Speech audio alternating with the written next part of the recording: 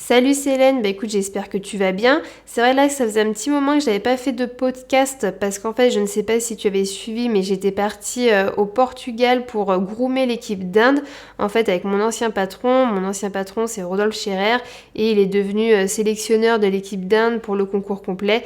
Donc en fait il y a 3 cavaliers qui sont arrivés chez lui au mois de février et donc là ils effectuaient leur premier concours au Portugal. Donc en fait il y avait 2 semaines de concours plus le trajet, donc voilà, ça faisait un petit moment que j'avais pas fait de podcast, mais je reviens donc avec un podcast et là j'avais envie de te parler de la position, donc de la position du cavalier. Alors évidemment c'est un vaste sujet, mais voilà, j'avais envie de te donner un petit peu mon point de vue. Et j'avais envie de te dire que voilà, pour moi, la bonne position, c'est celle qui permet une utilisation juste et pertinente des aides. C'est vrai que voilà, il y a des cavaliers, je pense évidemment à Roger Yves Bost, qui n'a pas forcément une position académique. Maintenant, il est super efficace et il a les résultats qu'on lui connaît. Donc, c'est difficile de dire est-ce qu'il y a une bonne position, est-ce qu'il y a une mauvaise position. Je pense que voilà, la bonne position, c'est vraiment celle qui permet d'être efficace et voilà, d'utiliser ces aides de façon juste et pertinente. Mais voilà, je pense qu'en tant qu'enseignant, alors moi c'est vrai que je suis un petit peu vieille école peut-être, mais j'aime bien avoir des cavaliers qui aient une jolie position. Mais voilà, je pense que quand on est enseignant, on ne doit pas chercher à placer le cavalier, mais vraiment on doit lui donner les clés pour qu'il trouve lui-même sa position. Alors pour ça, on peut notamment utiliser l'imagination ou la visualisation mentale. Je ne sais pas si tu connais les livres de Sally Swift sur l'équitation centrée, mais en tout cas si tu les connais pas, je te conseille vivement de les acheter parce que vraiment ils sont top. Et tu vois par exemple elle, pour parler de la position, elle demande en fait à ses cavaliers d'imaginer être un sapin, c'est-à-dire d'avoir un tronc fort mais flexible, d'avoir des branches relâchées et d'avoir des racines ancrées. Donc c'est vrai que dans ces livres, elle donne plein d'exemples pour travailler sur la position, mais elle donne aussi des exemples pour travailler sur l'incurvation, sur les transitions, etc. Donc vraiment, c'est vraiment des super livres et je te les conseille. Alors après, moi, je me suis aussi inspirée des livres de Michel Robert et de la méthode Alexander. Donc après moi si tu veux je peux te donner un petit peu, te donner des exemples de ce que je dis à mes cavaliers pour travailler leur position. Donc c'est vrai que le regard c'est quelque chose de très important pour la position parce que vraiment le regard va donner la direction à suivre au cheval. Donc moi souvent ce que je leur dis c'est qu'ils doivent en fait imaginer qu'ils ont juste la tête qui sort de l'eau. Parce que des fois on a beau leur dire regarde loin devant toi, ils continuent à regarder la tête devant, mais s'imaginer avoir la tête qui sort juste de l'eau, c'est vraiment un très bon exemple.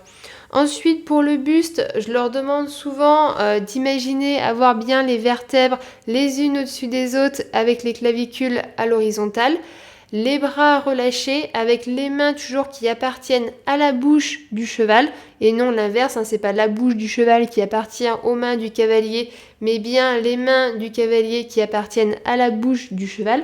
Et en ce qui concerne le contact, j'aime bien en fait leur faire imaginer que quand ils tiennent les rênes, c'est un petit peu comme s'ils tenaient en fait la main d'un enfant.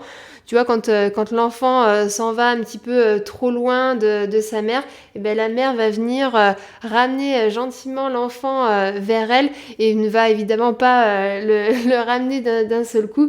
Donc ça, c'est vraiment un exemple que j'aime bien. Et en ce qui concerne aussi un petit peu la pression des doigts, parce que des fois, on a des cavaliers qui tiennent vraiment très fort les rênes ou au contraire qui n'osent pas fermer les doigts sur les rênes. Et bien là, je leur donne l'exemple de... C'est comme si un peu ils pressaient une éponge. C'est-à-dire qu'en fait, ils vont pas la serrer ultra fort. Et puis pour que l'eau s'en aille quand même de l'éponge, ils sont bien obligés d'exercer une certaine pression. Et finalement, c'est un petit peu la même pression pour les chevals, au niveau des rênes. En ce qui concerne l'assiette, j'adore leur faire imaginer qu'ils sont un culbuto. Alors par contre, des fois, souvent les enfants ou les adolescents, il faut leur expliquer ou leur montrer ce que c'est qu'un culbuto. Mais je trouve que cet exemple, il est vraiment bien. C'est que l'idée, en fait, ils reviennent toujours au-dessus de leur assiette. Et par exemple, dans les combinaisons, ça c'est vraiment une super idée d'imagination parce que comme ça, ils se rendent compte que le point d'équilibre, c'est vraiment l'assiette et que leur buste doit toujours revenir au-dessus de leur assiette. En ce qui concerne leurs jambes, j'aime bien leur faire imaginer qu'ils aient un parpaing d'accroché à chaque pied ou alors qui doivent essayer de relier leurs pieds sous le ventre du cheval. Ces deux exemples-là, ça les aide vraiment en fait à descendre la jambe et à englober le cheval avec toute la longueur de leur jambe. Et après, d'une façon un peu plus générale, je leur demande en fait d'imaginer qu'ils aient la tête qui est accrochée en fait à un fil et qui est relié au ciel, ou alors qu'ils ont un fil à plomb qui passe des épaules jusqu'à l'assiette, jusqu'aux chevilles. Donc vraiment épaules, hanches, chevilles sur une même ligne verticale et perpendiculaire au sol. Mais voilà, avant tout, ce qui est important aussi, c'est que les cavaliers soient relâchés. Et pour avoir des cavaliers relâchés, il faut qu'ils aient une respiration qui soit relâchée. Donc ça, il y a plein d'exemples. Ça faudra que je fasse un autre podcast pour vous donner des exemples, pour aider les cavaliers à respirer de façon plus relâchée, parce qu'il y a plein de techniques et c'est vraiment super intéressant. Et c'est vrai qu'au début, moi ce que j'aime bien faire aussi, c'est souvent les prendre en longe pour travailler la position en longe avec un surfait de voltige pour les aider vraiment à se relâcher.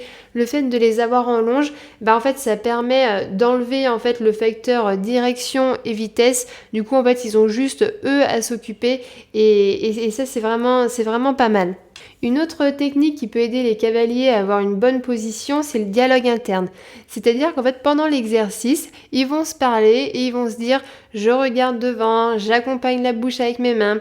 Et le fait de se parler comme ça va vraiment les aider parce qu'il ne faut pas oublier de prendre en compte que le mental et la respiration aident le physique.